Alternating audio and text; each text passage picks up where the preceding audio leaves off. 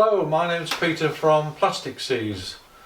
Last year's Southampton boat show, I met an amazing man called Tony Curphey. He was on his Nicholson 32 yacht telling tales about his sailing exploits. So we went to his yacht in his home port of Emsworth, and we recorded his stories. There's two versions. The abridged version, a short version, tells of his experience of plastic in the sea, and the longer version tells the tale of his sailing in very rough weather in the Southern Ocean. This is a man who's been round the world single-handed, non-stop. What an amazing story. Morning, Tony. It's good to see you again. Yeah, good morning, Peter. Good to see you as well again. Could you just give me a description, please, of your yacht and how long you've had it and where have you been in your life at sea, please? Well, this boat is 32 feet long. It's a Nicholson 32, and I've owned it since 2013. That's when I bought it. It's 1974, so it's pretty old, 46 years. Right. And with this boat, I've done 2 world circumnavigations. Solo? Both solo, yeah. I've done 4 altogether, all solo. Wow. And the last one was non-stop, and that's why I was at the show and why I met you. Right. We were promoting the Nicholson 32. Anyway, I guess you want to talk about plastic waste. Well, if you've seen any, Tony, have you seen much at all? Not much recently, but in the North Atlantic, there's always plastic waste around. Once you get clear into the South Atlantic, Southern Ocean, or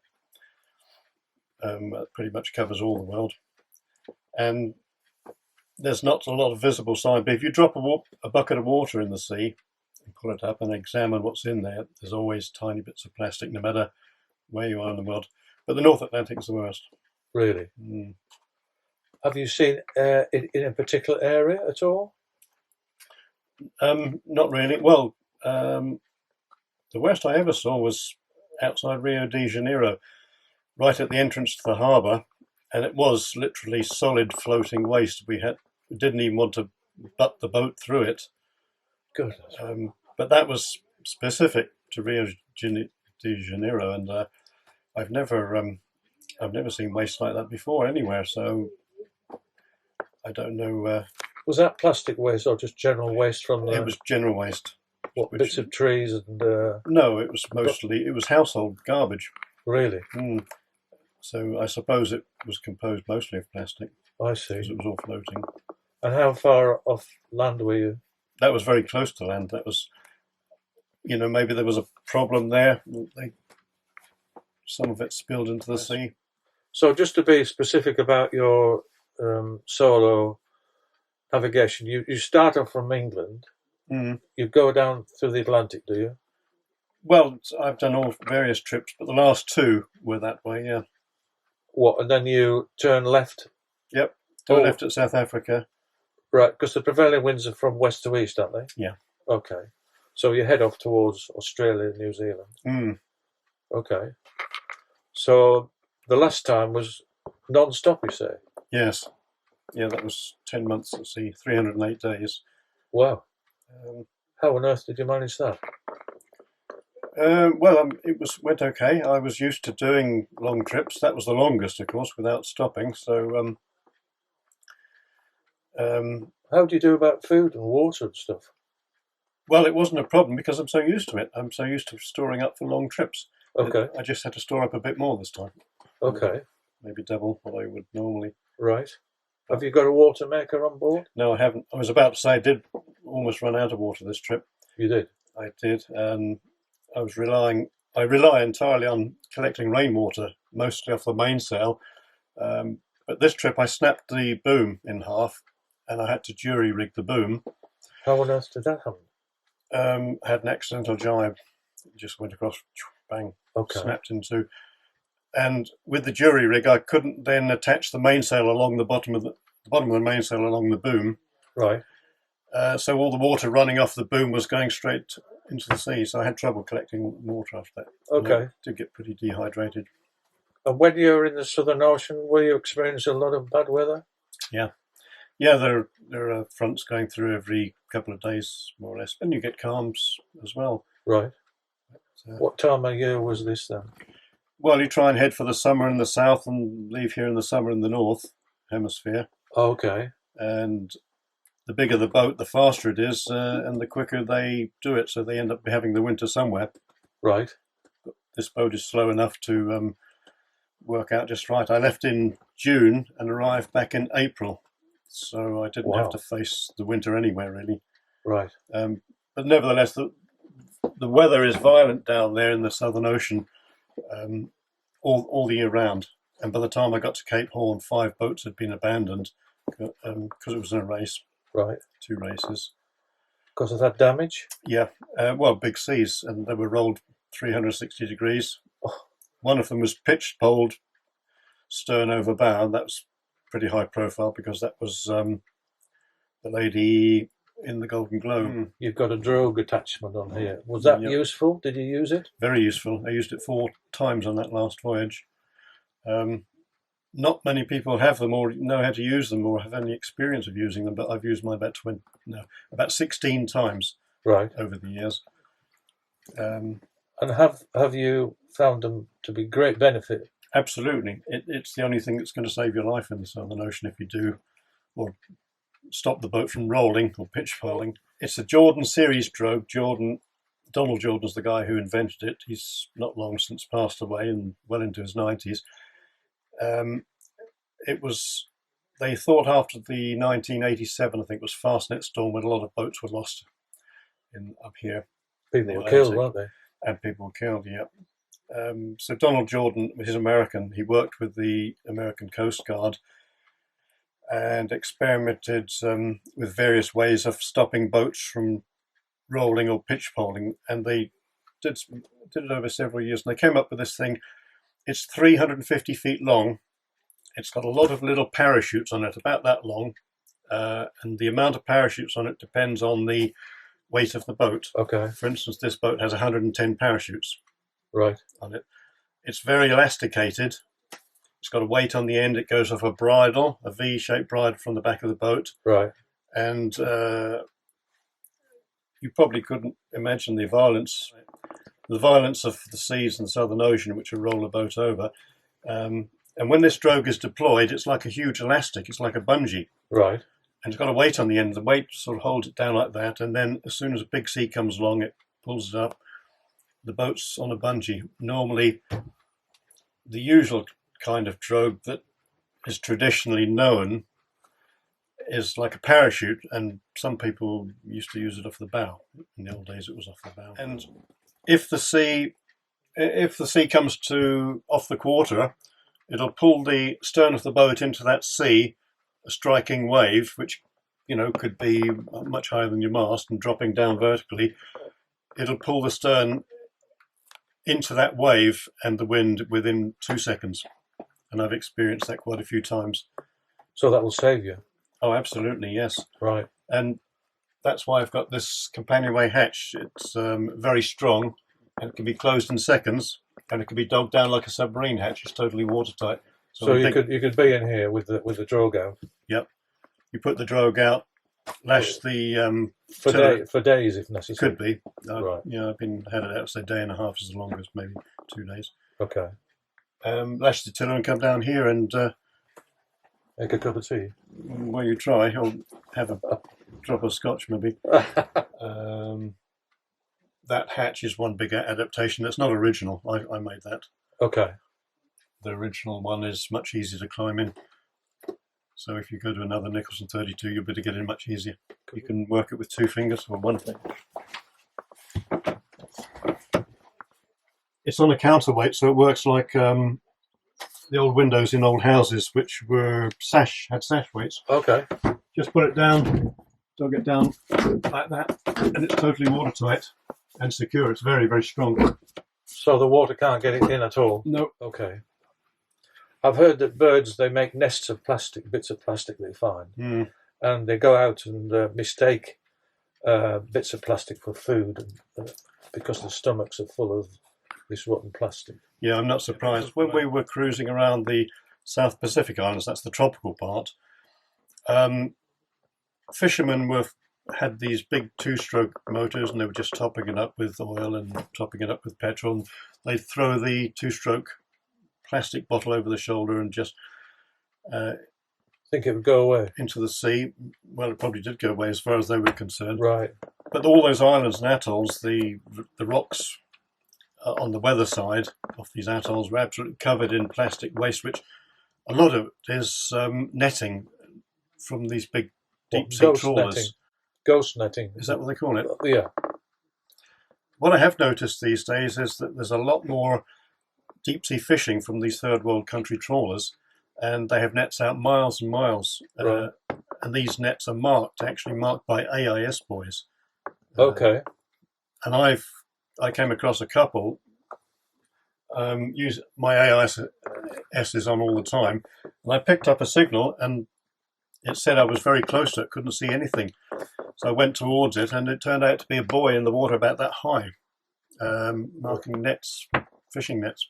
Just to explain what AIS means, please. It's automatic identification system, and it's every yacht has it these days, more or less, and they should do too, because it's perfect for single hander. It warns you with a buzzer if there's a vessel in the vicinity. Right. It tells you on there what the vessel is. It gives all its information, and if it's a transceiver, which this is, it'll receive all my information as well. So in the early days when I went sailing solo, I had to keep a watch, and quite a lot of vessels were lost because they got run down. Right. But I had to keep a watch and be up maybe every 20 or 40 minutes. Right. And quite often you would get up and find there was a vessel. You don't know why you got up, but there's a vessel somewhere on the horizon. Really? It's in the middle of the night. But nowadays, it comes up on the AIS, warns you. Right. Tell me, how do you steer? You can't be steering yourself all the time. How do you manage that? Well, I've got a wind vane. It's on the stern there, and what's the name of it, please? An Aries wind vane. I've heard of them. It's one of the top ones. Been around a long time. Okay. So you could come down here and manage some sleep and. Oh, absolutely! It steers 100% of the time. Right. What about when you're going downwind? I've heard that they're not particularly good. Is that right? No, it's not right at all. Okay. It'll steer. A lot of people don't know how to use them, and they sometimes get a bit tight. They seize up, and they've got to be kept loose, even clattery, all the time. They've got to be oiled quite frequently too. Okay. So it'll steer downwind, and it'll steer down to almost zero wind as well. Okay. So how do you manage with navigation, Tony? Well, it's not any problem at all. I won't. I'm pretty old-fashioned. You've got a sextant? I've got a sextant, and my first trip away, 5 years in a float boat, it was a 25-foot float boat. I used a sextant all the time because GPS had just been invented, but it was enormously expensive. Right. But after that, I've always used GPS. But everybody's using a chart plotter these days, and I don't use a chart plotter. I use charts. I put position on the chart at least every 4 hours. Just take it off the GPS. GPS is everywhere these days. A little handheld one goes there. That's the one I normally use. Right. Everything is really low tech on here. So you put the position on your chart, and from that well, yes, and then put it in the log. And then you plot a course from there. Well, the course is already plotted. Could be 1,000 or 2,000 miles away if I was in an ocean. Right. But the position on the chart shows how much you deviate from your course. Okay. But the point of putting it in the log every few hours or whenever I do anything on the chart is if GPS does crash, then I know where I was 4 hours ago or 3 hours ago. Understood. So it's paramount you put it in the log. To me, it is. Yeah. Yeah. If your GPS does go. But so many people are working off their laptops these days. You don't like that. Well, it works because they do it, but I don't fancy the idea. But I don't like laptops anyway. make head nor tail of them. Right. I use one, but with difficulty. So you're saying you think the plastic, from what you've seen, is getting better, the waste plastic? Well, I was thinking of the islanders in the Pacific. They've probably been more educated. Educating people all around the world is a huge thing now. And yeah, I think it's a bit better. But maybe the big problem is the fishing nets, which are always breaking up and getting cast off. We do see quite a lot of that. There's a friend of mine who's very keen on boating. He went to Nova Scotia, Canada, and he said it's a huge problem, that the ghost netting that's been washed ashore. Right. There. I don't doubt it. I was talking to somebody who got, I think it was Mark Slatz, who came second in the Golden Globe race, and he got caught up in some what you call ghost nets. Right. He managed to pull it to the surface, and it was so thick that he was walking. He jumped into the sea and walked on it before he could. It took, I think, a whole day or 2 days to cut it free of his boat. Wow, it's like a raft. Yeah. I did encounter once. What it had been was one of these old-fashioned water scooters, jet skis, but it was a wide one. The early ones are great big wide platforms, and it had been floating in the sea maybe for months and months, and it had its own little ecosystem around it, and all sorts of debris and fish were around. Where was this? In the North Atlantic. All the worst seems to be in the North Atlantic. That had escaped from the shore and was just floating around. Yeah. That's quite a big thing. Yeah. What would you think about how to solve all this waste plastic? What would be your idea? Have you got any views on that, please? Well, it's probably educating people who do dump plastic. You said a lot of it comes from estuaries of rivers, huge rivers. That needs, crikey. I suppose in the Far East I've heard about that. The dreadful rivers are made of garbage, not just plastic, but everything is dumped into the rivers and it flows out. So yes, some kind of control at the end of that river would be good, but most third world countries can't afford it or don't want to, are not interested. I think also the major thing in Japan, the tsunami, that was contributing a whole lot to plastic being washed out to the sea, because they've found some and it's had dates on it. They could date it back to when this tsunami happened. And also you get tornadoes and hurricanes blowing through places like northern Bahamas recently and Bermuda.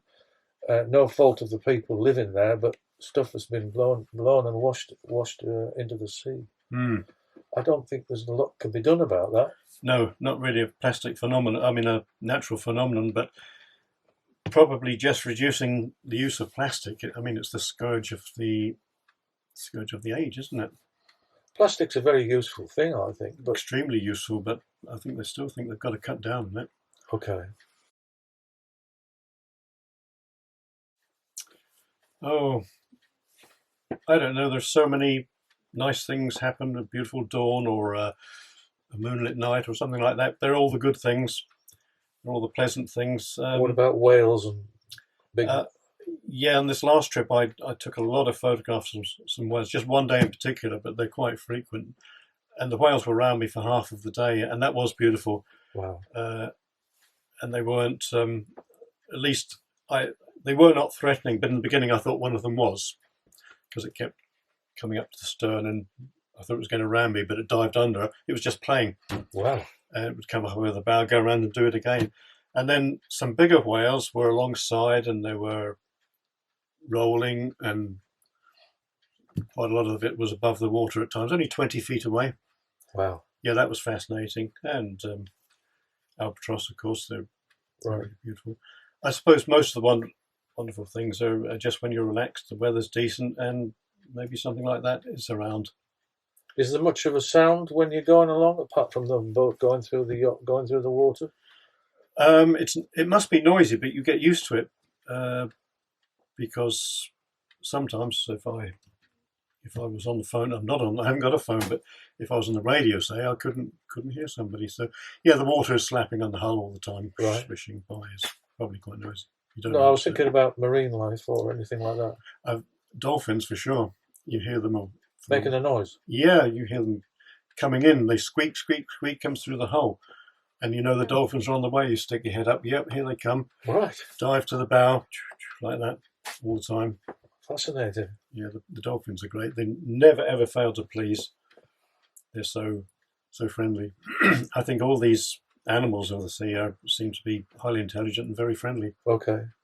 And I think all the stories you hear about boats being sunk or attacked by whales, they've happened, but inadvertently. I don't think a whale has ever tried to sink a boat or attack a boat. Okay. And quite often it's because killer whales are chasing a larger whale. What's the killer whale? I've forgotten the real name of it. But orca. Yes, the orca. They hunt the bigger whales. Okay. And they chase them to desperation, and the bigger whale will come up like that, leap out of the water. And one boat I know of was destroyed because the whale came up like that. It was a big boat too, over 100 feet long, and went straight through the boat. But right underneath it? Yep. Oh my goodness. Mm. Have you any plans to continue on at all, Tony? Yeah, I'm going to keep on sailing. I'm launching in the spring, but I'm not telling anybody where I'm going yet. Thank you very much for your time. It's a pleasure. It's been most fascinating to hear your experience.